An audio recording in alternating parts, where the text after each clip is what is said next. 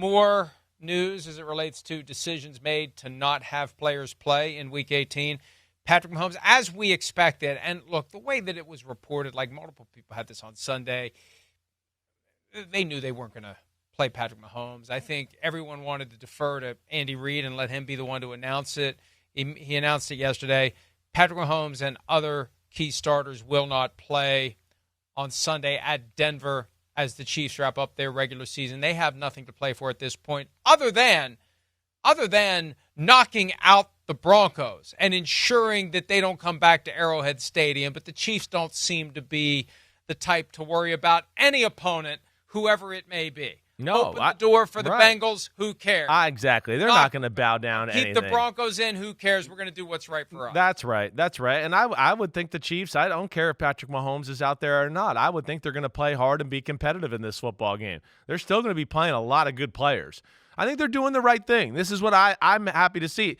It sounded like it started off like nobody was going to play. And then I feel like it was, 2 days ago when Andy Reid maybe had the press conference where it felt like the tone changed, where he was like, well, some guys might play.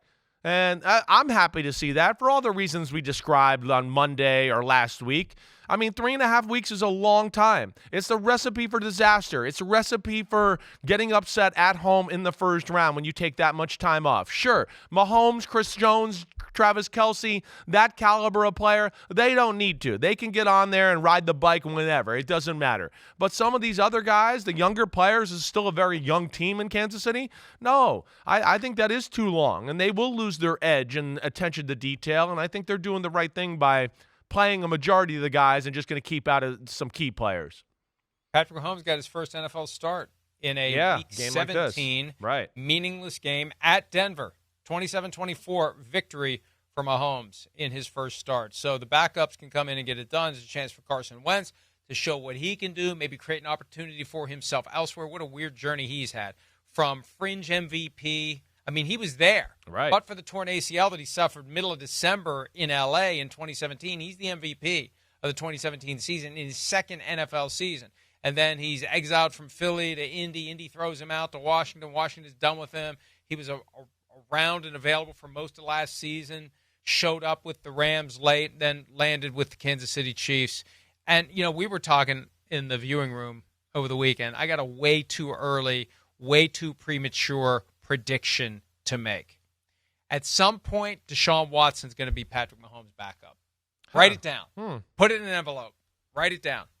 And Andy Reid loves these reclamation projects. Sure. And somebody was saying how much Andy Reid loves Deshaun Watson and loved him coming out and, ended up loving Patrick Mahomes more. But I could see it happen where you want to have a backup who is able to come in and run your offense, and maybe you teach him some things along the way that create an opportunity for him elsewhere. But, no one's going to want Deshaun Watson as a starter. Nobody wants him now. The Browns are just stuck with him. A couple of years, once it's done, he could end up there.